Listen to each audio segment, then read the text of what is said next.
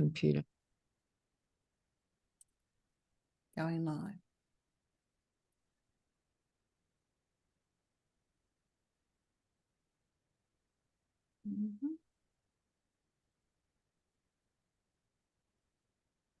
Okay, I think we're going live.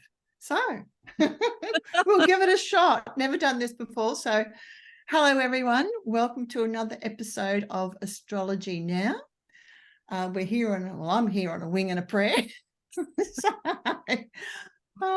And we're going to go into why that happens later on. But we're going to talk about the new moon in Cancer. So, Babula, why don't you start us off with all things Cancerian. All things Cancerian, and it is a big new moon because the new moon has lots of contacts and alignments with lots of other big things that are going on. So it's a bit of one of those doozy ones. So the new moon in the eastern states of Australia is on the 18th of July. What's that? Tuesday.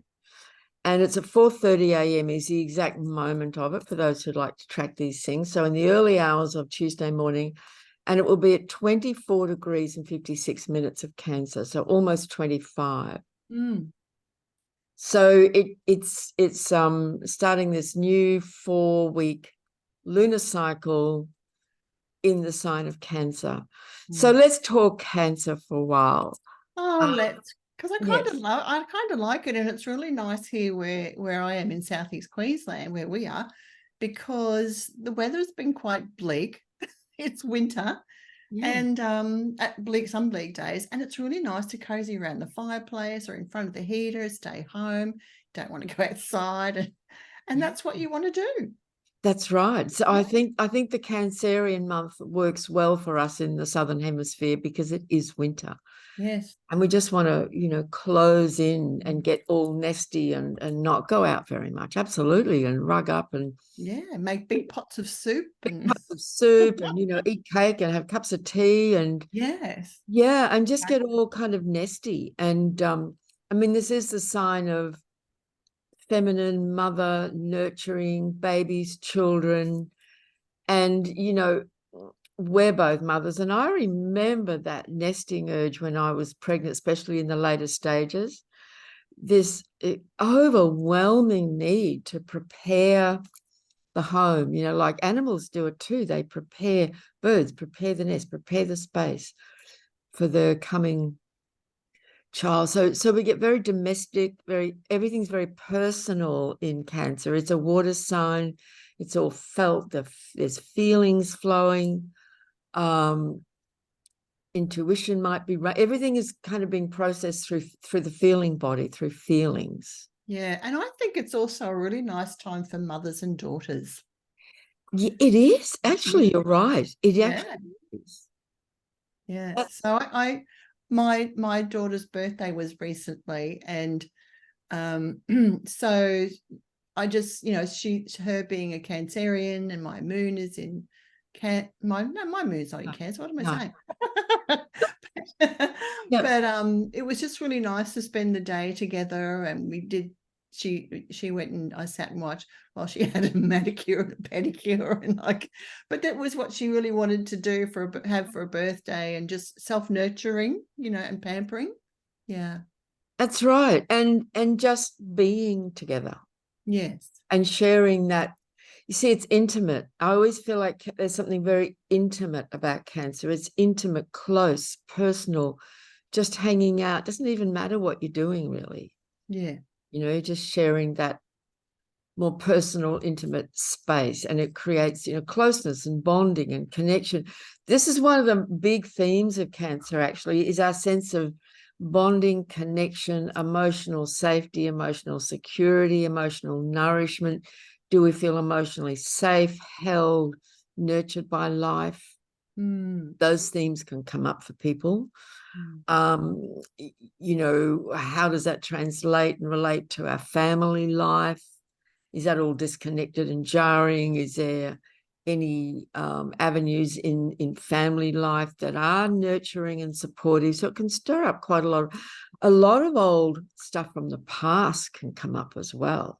Yes, yes, that was happening. Yes, not with me, but yeah, with other people. Yeah. Yes, we'll notice it. You know, old memories is very Cancer. I'm often Cancerians, you walk into their home if people got a lot of cancer, and there's photos everywhere of their parents and the family and the extended family and the babies, and that connection is very important. You know, it's a big theme. Yeah. And so I just think that whole issue of self-care and nourishment, and what do we need to do to take care of ourselves, and that will look different for everybody. Yeah. Sorry. I'm just checking that that this is going live on YouTube. But I think I'll have to do something else to do that. Yeah. Anyway, Okay. continue. Okay. Sorry. All right. Well, we are recording, so at least we'll have that. Yeah. Because I have to tell everyone who's watching, our poor editor has severe RSI in his dominant hand, so he can't help us and edit everything. And That's right. so we're doing it ourselves. That's going to be a bit raw and real, the final product. That's okay. All good. All good. Yes. All good. And I'll talk a bit about that shortly when we talk about Mars in Virgo. Yeah. So let's spend a little bit more time on this new moon, because it is big. There is a lot connect. So we can talk about Cancer and speak about nurturing and self-care and being close and taking, time to just withdraw. People often say, oh, Cancerians are so moody, they're always closing off and withdrawing and disappearing into their room and shutting up. And yes. Do you think that Cancerian energy can make you feel a little bit more fragile? It can. It's quite it's a funny thing. It's strong, but there's a tremendous softness, like the colors of Cancer. Like I wore pink today and, white earrings. It's like, it's very real soft. the moon. Its energy is very soft. Think of a mother holding a little newborn baby at the breast. Everything's so soft. And so there's a tremendous softness and sensitivity and feeling and, your mother love, that kind of energy. But there is also a strength in Cancer that comes from intuition and a very strong instinct to protect. Like you don't mess with a mother and her baby. You don't, if you threaten them, right? That's right. In the animal world and the human world. Yeah. So it can be very protective. I think too, also with that softness. Yeah. Because there's nothing nicer than being out under the moonlight. It's very soft on your eyes, on your skin, but it's also, it's powerfully reflecting the sunlight, so it's amazing. Yes. And everything feels very mystical and magical, doesn't it? Yeah. Out under the moon. And the light is soft. You're right. And the colors, I often think of signs and planets in terms of colors. They help us to kind of get a sense of them. Silver, the color of the moon, silver and white and soft pinks, just really soft colors. That luminosity of the moon too. Exactly. Pearls are like a perfect representation of the moon. Yeah. But you touched on the magical and mystical. So Cancer is a very psychic and intuitive sign, isn't it? It very, very. And some Cancerians are very good at business, actually. It's a cardinal sign, so there's quite a lot of drive and energy behind it. And in business, they run businesses that are to do with providing products and or services that nurture people. That might be to do with food, things for the home, things for the family, babies, children, personal things, right? Or they might be healers. Yeah, I'm thinking nurses. Absolutely. Nurses, healers, and they're like a nurse with Cancerian energy. She's going to be warm and loving and caring. They naturally want to care for people. That's right. So it can be quite dynamic, but in I mean, think how much mothers have to do to, look after a baby. It's a Yeah. big job. There's a lot going on. They're not just Yeah. sitting back doing nothing. Yes. You've got to be very engaged and involved. So this new moon in Cancer has an opposition to Pluto, which is at the last degree of Capricorn. So there is a power and a transformational power and an intensity that comes with this new moon. So, that can be expressed and experienced in many different ways. So it might be things are going on the home front that might be very powerful and life-changing. And in some cases, for some people, depending on whether this new moon is activating things in your own chart, some people that may not be the case. Others, this might be right on stuff in their own chart. They'll feel it more strongly. There might be crisis, certain amount of drama, intensity, crossroads, big choices, big decisions, because not only is this new moon in opposition to Cancer, it's also squaring the nodes, the north and south nodes, which are right on the point of changing sign on the same day. Oh, wow. That's huge. It's huge. It's huge. So this is soft, caring, loving, warm Cancer, but with a real kick. Yes. Right? And Pluto for the whole of the second half of this year is making the square to the nodes, the north and south node of the moon rules Cancer, as the nodes are changing sign, and this particular new moon is very connected to that. So there can be big things going on for people in their personal world, at home, with family,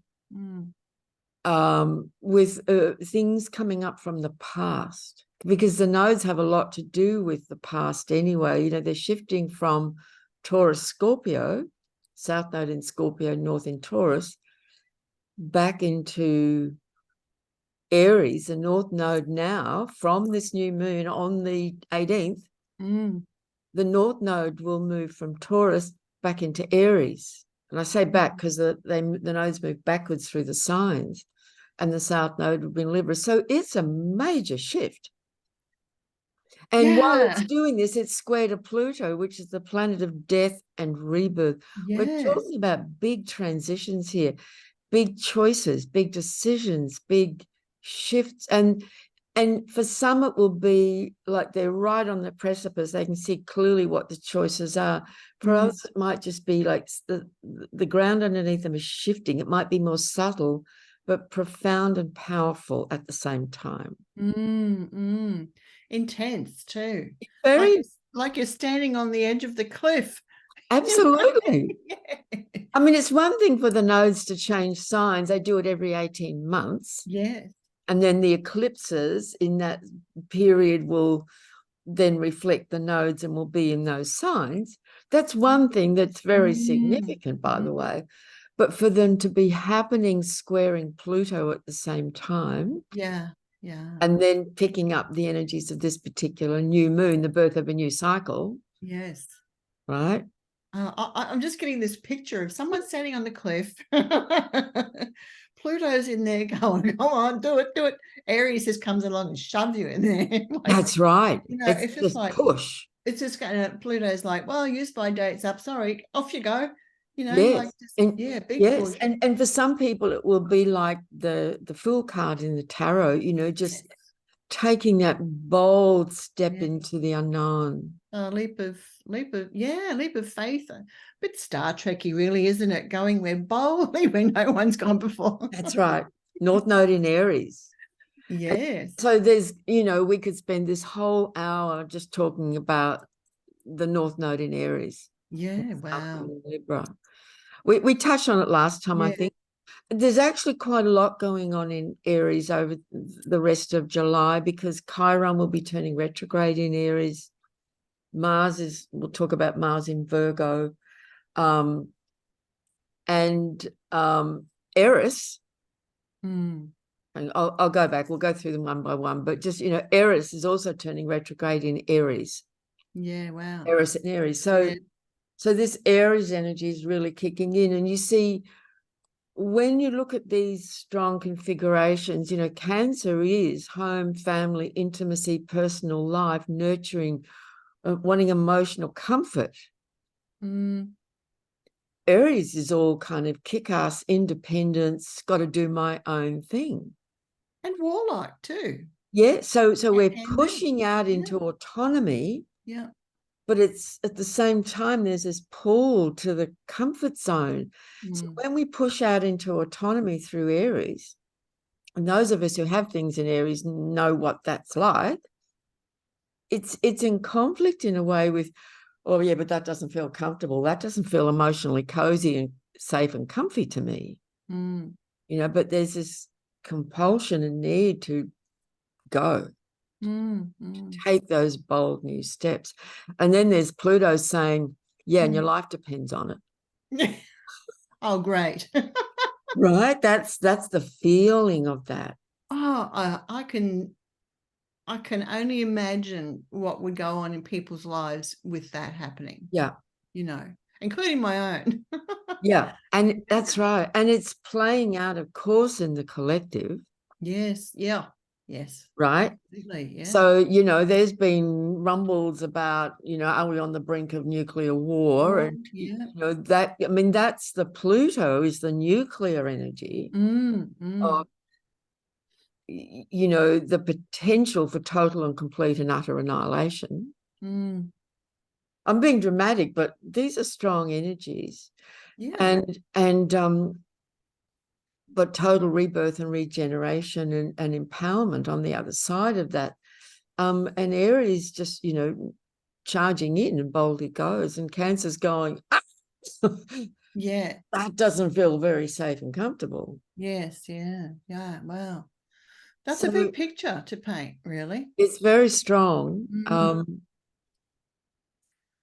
But it's also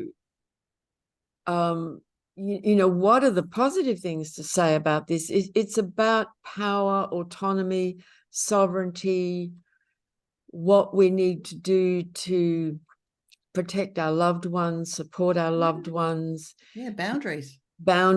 Issues around family, like you can go this far and no further. Yeah.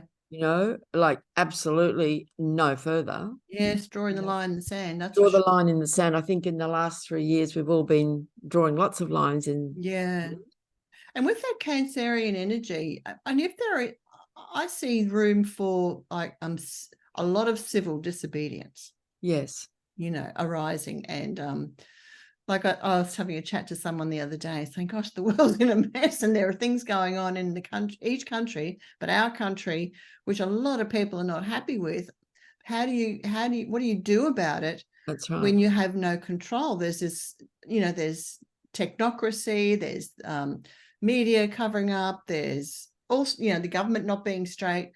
And the only way really out of that, and I'm going to whisper it, is, it's civil war. Because while you've got this hierarchy controlling the population, there's nothing you can do. So it is in the end, isn't it, about the power of the people, the sheer volume and numbers of the people. Yeah. And as we know, Pluto was in early Aquarius for a few months this year, and then it's back into Capricorn. So it's a 29 of Cap, and will be still in Capricorn for the rest of the year. So this year is and continues to be a pivotal year around these issues, around the dominance and control of those people at the very, very, very, very, very, very tippy top of the pyramid. Yeah. How that's filtered down to certain layers, government, bureaucracy, corporations, etc., and then the people. Yes. Yeah. So by the end of next year, Pluto will have moved fully into Aquarius. So there's this incredible time of transition, of a collective awakening of the truth of how this planet's been run for literally thousands of years. It's massive. Yeah. And so all it's gone. I was going to say that with this Mars energy around, there's all these issues around sovereignty, personal and collective. That's right. Because this is a time on a bigger level of the literal collective awakening of the entire human race and shift into a literal another dimension of reality and a new world and a new earth. It's so huge. And then astrologically, we see all the different stages of that process that unfold. Yeah, and it's happened in many different countries before. Absolutely. What we're going through, just for Australia, it's new for us.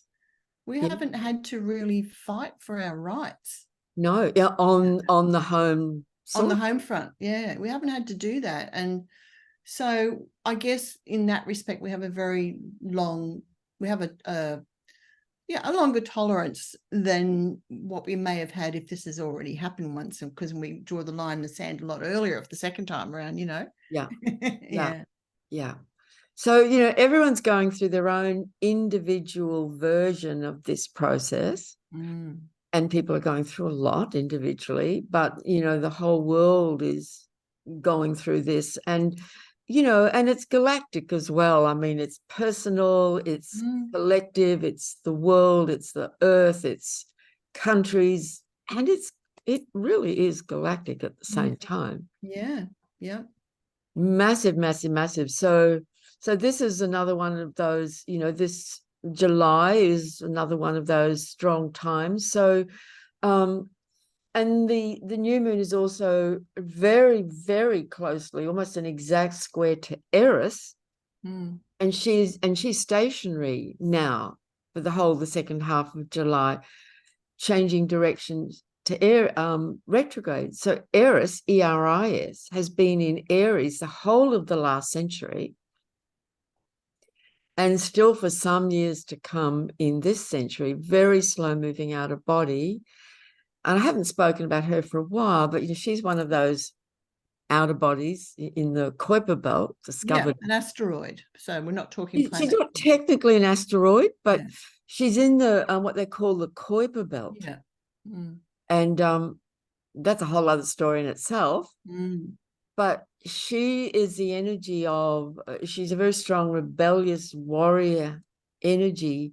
She creates discord in order for truth to be revealed and exposed. Yeah. She's sort of the ultimate whistleblower. You know, and she's all about everything and everybody must be included. You can't leave anything out. Yes. Certainly can't leave her out. Yes. And I think she's stirring up a few things about our Indigenous people there too. Yes, exactly. Yeah. Exactly. So it's a very, very strong time. So on the 18th, the new moon at 4:30 a.m. precisely, and the North Node moves into Aries like an hour later. So this is, and we will feel it. Those of us who are sensitive and pay attention to these energetic shifts, we're going to notice there's a change in the air. There's a change of energy. So, and then on the 21st, Mars, which is now in Virgo, he spent 6 weeks in Leo, has just recently moved into Virgo and will be in Virgo for 6 weeks. So Mars in Virgo, I wanted to bring that in. We chatted a bit about that before. Now, Mars is action, warrior energy, ruler of Aries. When it gets into Virgo, I noticed straight away, man, I had this incredibly strong need, and I followed it through to clean, to organize, to chuck stuff out. There was one day when he just moved in when I felt like a woman possessed. Like, get out of my way. Nothing could stop me. I had to do these things, you know? And so Mars in Virgo keeps us very busy dealing with the day-to-day stuff of life, you know, getting things done, sorting things out, cleaning things up, fixing things, repairing things.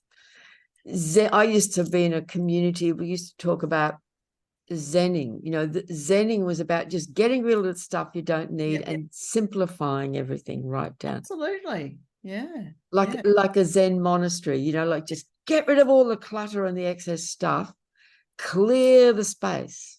Yes. Well, as we speak, our editor is downstairs. That's right. Doing exactly that with his cameras, because he loves everything to do with cameras, film, photography, etc. So he's down there, dozens of cameras, looking at what am I going to get rid of? Yes. Can I pare it down to a couple? Exactly. And those difficult choices, because on the 21st, Mars will make an exact opposition to Saturn in Pisces. So that's really interesting, so he'll be faced with, and of course photographer is ruled by Pisces. Yeah. So he's kind of working through all of this and making some difficult choices. So we humans get attached to stuff. And Virgo says, well, keep that, it might be useful. They can be hoarders. Absolutely. Yeah. But isn't it interesting how this plays out in our life? It's so interesting. And I'm constantly asked by people who don't understand astrology, and frankly, I don't fully understand it either. You've got a pretty good handle on it. Yeah, how can the planets out there affect our life here on Earth? And for me, it always comes down to the elements that are in our body, the elements that those planets represent. It's going to be this sort of, what's the word? This, I can't think of the word, but this resonance. Yes. Between those elements that move us in regard to the same way that the planets move. Yes. Yeah. And it also has always been for me for a long time a reminder that everything is connected. And we are cosmic beings and part of the universe, and all those planets are a part of us. It's all connected. So planets move, we're having a response. There's things happening. So the butterfly effect is real, isn't it? That's right. But, in 3D reality, where everything is only experienced on the physical plane, it has to, or would seem to have to, make logical, rational sense. People who think it's all a bunch of nonsense go, it's nonsense. It doesn't make any sense. But when you look at it from another perspective, you go, well, of course, how could it be otherwise? Yes. Yeah, it's fascinating. It's really fascinating. Yeah. So Mars opposite Saturn can be a period of a few days where it's fantastic. Mars Saturn, if anyone's got Mars Saturn contacts in their chart, these are people who get stuff done. So Saturn gives that Mars tremendous focus. And because it's in Pisces, it can be very intuitive. Just be an intuitive need, like, right, today, I just know today's the day I need to get all my tax sorted out. Yes. Bam. Right. So it can be a really helpful combination for really practical application. But as you've experienced, you're living with someone who's now injured, so you have to take care of him because he can't do stuff. So you become like a nurse, which is very Mars in Virgo. Yeah. Like nurses with Mars in Virgo is Virgo is very much about healing, and often in a very hands-on, practical way. You see a lot in the medical profession. Yes, yeah. And it's happened vice versa too. So, because I've had an injury in my hip, so it's I've needed looking after too. Exactly. Virgo. That's right. I'm just looking after who, Yes, we're just taking in turns, as long as we don't both go down at the same time. Right. Oh dear. Yeah. And then on the 22nd, Eris is stationary, turning retrograde. The sun is opposite Pluto. The sun's coming to the very end of Cancer and will be at 29 of Cancer, opposite Pluto at 29 of Cap. So it's one of those periods where it's day after day after day, like there's this happening and now there's this happening. So it's complex, and each of us will be impacted by all these different energies moving and shifting in ways very particular to us. Yes. And then another really important thing happens on the 23rd. It's the next day, Venus turns retrograde. So Eris turns retrograde the very next day, Venus turns retrograde. So they're both stationary all at the same time. And Venus is turning retrograde in the morning of the 23rd at 28 and 36 minutes of Leo. She almost gets to the end of Leo, stations, and begins to move back. For the following 6 weeks, Venus will be retrograde. She gets back to something like 7, I think, something like that of Leo. So for everyone with planets in Leo, we're going to experience Venus having moved across once already, and she'll turn and go back over that point or those points in the chart, and then turn direct 6 weeks later and come across them. So you get 3 hits of that. It's a very interesting story. We probably won't have time to go into it too much this time, maybe next time. But during the retrograde phase, I would like to sort of flesh that out a bit more. Because every 20 months when Venus goes retrograde, she will make a conjunction with the sun in that phase, because Venus and the sun are never very far away from each other. And she forms what we call a Venus star point, which is the point of a 5-pointed star or pentagram. I think we touched on it a little bit last time. Yeah.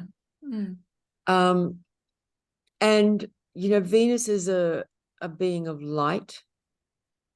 She's, is the goddess, the light of the heart, the love light. She's the brightest star in our sky. She's been very, very, very bright this week. She's been at her furthest point away from the sun, which is why when she turn retrogrades and turn back, she'll turn back towards the sun. So she's reached the furthest distance away from the sun she can get, and then turns red. So when she's further away from the sun, she's more visible to us. When she's close to the sun, her light is dim because the light of the sun sort of takes over a bit. So she's been extremely bright. And on the same day, on the 23rd of July, a whole bunch of stuff happens. Venus turns retrograde, sun moves into Leo. Oh, yes. Chiron turns retrograde in Aries. So we've got Leo and Aries energy. And Mercury will make a conjunction with the black moon Lilith at 22 degrees of Leo. So there's a lot going on in the fire energy. Yes, yeah. So Venus is light. Leo is ruled by the sun. It's fire. Aries is fire. So this is like a lot going on to do with light, our autonomy, our individuality, our sovereignty. Leo and Aries. Who am I? The North Node has just gone into Aries.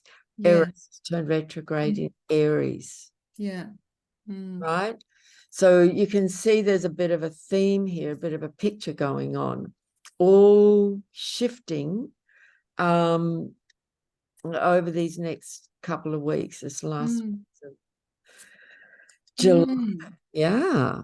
I think we might see a few more things around the Indigenous issues that have been coming up, excuse me, in the, well, sometimes in the media, there is a bit of suppression around it, excuse me, but causing everyone to say, well, what are my rights? And, you know, how am I recognised as an Australian? And, you know, all these sorts of things. Yes. And the issue of sovereignty for an individual, a nation, and the whole of humanity is being very brought to the fore.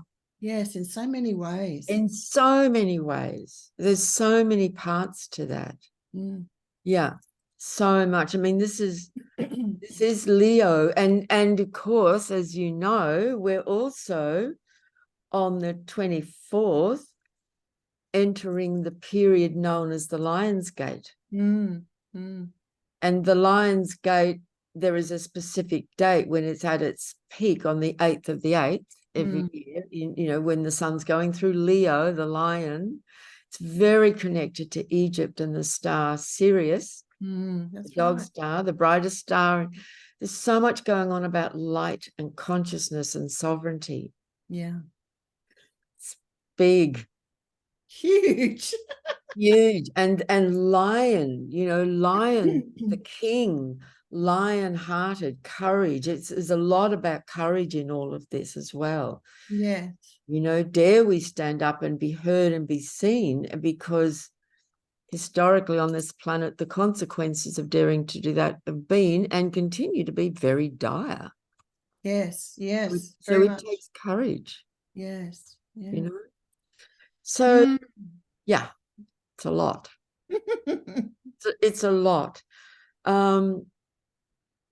So the Lions Gate portal is always said to be, it opens around the 26th of July through to early October. It's around 2.5 weeks, peaking on the 8th. And of course, we've just come through a very powerful new moons a few weeks ago, and the solstice and the 777, on the 7th of July. It's been a very potent time, and many are saying that things like, they speak these things in different ways, but many are saying things like another veil has been lifted, and it feels like that. There's more being revealed and exposed.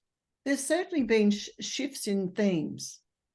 That's for sure. Yeah. Yes. And there's, a sense of like an energetic uplift has been happening. Yeah. Yeah. Interesting. I was just double checking that date for the Lionsgate. It's open until the 12th of August. I think you said October. Oh, sorry. Oh, yes. Thank you for correcting. I meant August. I don't know why I said thank you. That's right. Until the 12th. Yeah. So it's in around 2.5 weeks, 3 something like that. Yeah. There's something, of course, Leo is also physically the heart. And Venus is the heart chakra. Yeah. So lion-heartedness, courage is got a lot to do with the heart.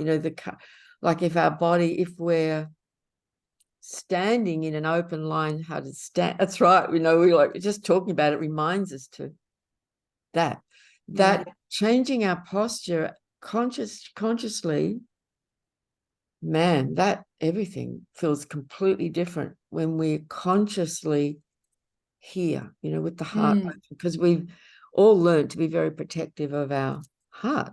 It reminds me of the story of the Wizard of Oz, the lion who went looking for his bravery, his courage. He was lacking courage, and he was saying, I think that the song was, "If only I had a heart," or something like that. If only I had a heart. Yes. And I think it's about the search for our courage. Yes. It's not so much, it's as much about the search for it within ourselves as actually finding it.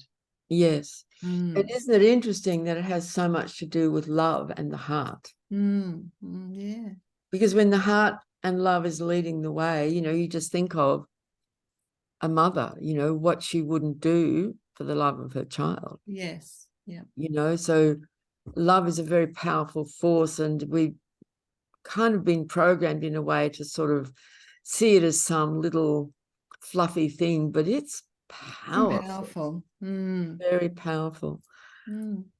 So big times. On the 28th, Mercury forms a conjunction with Venus retrograde at 28 of Leo. So Venus, having just begun to turn retrograde, meets with Mercury, which is still in Leo. On the 29th, Mercury will leave Leo and go into Virgo. And Mercury, we'll talk more about this next time. Mercury's normally, whizzes through a sign in about 3 weeks, but he's going to hang out in Virgo for a lot longer because he's going to go retrograde while he's in Virgo. And Mercury is very strong in Virgo because it's one of the rulers of, well, it is a ruler of Virgo. Mercury rules Virgo. It's the analytical mind. Yes, can go into overdrive. Yes. And a friend of mine says and become a bit anal retentive. Yes, we get a bit OCD, and it's going Yes. to meet with Mars in Virgo. Yes. Oh my Right. gosh. So, great time for getting stuff done and Yes. crossing T's and dotting I's, like to use it and to get the garden sorted and get very hands-on, practical, aligned with the mind and so on. But yeah, the stress levels could go through the roof with that combination. Yeah. Like you've just dusted, but there's a speck of dust. You've got to swipe that one as well. Exactly. And almost stand on guard with your feather duster, don't you dare. Well, that's the energy in Virgo, isn't it? It's that extremist energy. It can be, Take absolutely. things right to the limit. Yeah. That's and right. and beyond. That's right. But it's fantastic for healing, for repairing, for sorting. But yes, taken to the extreme, it can be really, can cause quite strong mental disorders along the lines of extreme OCD, where it takes over and has control over the person. Yes. Yeah. Yeah. Yes. So there's quite a lot going on with the Black Moon Lilith as well. Like, do we want to open that door? But there really is. While she's going through Leo, she's been connecting with, the Mars and the Mercury and soon the Sun and the Venus, all going on in Leo and squaring Uranus. So she'll be square to Uranus on the 30th of July. And the Black Moon Lilith, I actually posted something up just yesterday, I think it was, about this, if anyone wants to have a look on my Facebook. And I just listed some of these things and posted a link from Instagram from Vandana Shiva. Oh, yes. That extraordinary Indian woman who I have so much admiration and respect for. And it's not, you can't see her speaking, but it's her voice and a short image of her speaking about the witch hunts in previous centuries. And I remember, which is a Black Moon Lilith issue. And I remember reading about this some years ago, and I was shocked. I had no idea about how long it went on. And it wasn't just a few hundred women, it was millions. And I think it's why so many women I know, and I include myself, have a certain degree of memory of that. You'll come across this if it's so many women like just go, yes, I remember, I've seen it, I've felt it. Yeah. So this burns, and see in Leo, it kind of recalls that sense of the fire. Right. So, but Vandana Shiva's words were really powerful, and she's speaking about it in the light of how these forces of control did that in order to forcibly, through terror, reign of terror, disconnect us from our connection to the natural world and force humanity to go up into the head and away from our connection to the body, to earth, to nature, to the healing power of nature.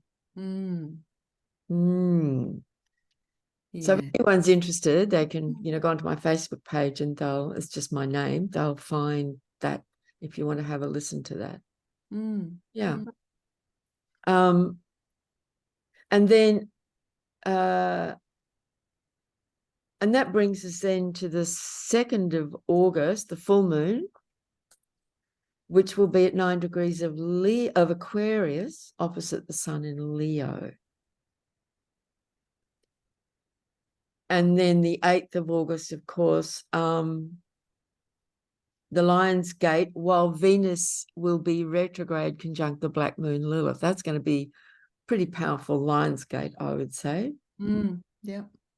And I just want to touch on the 12th, the Lion Gate closes, that portal closes, and the following day on Sunday the 13th, and we'll talk more about it next time, Venus retrograde makes a conjunction with the sun. That is, she makes a star point, one of the points in the 5-pointed star. And I will go into that a bit more next time, I think.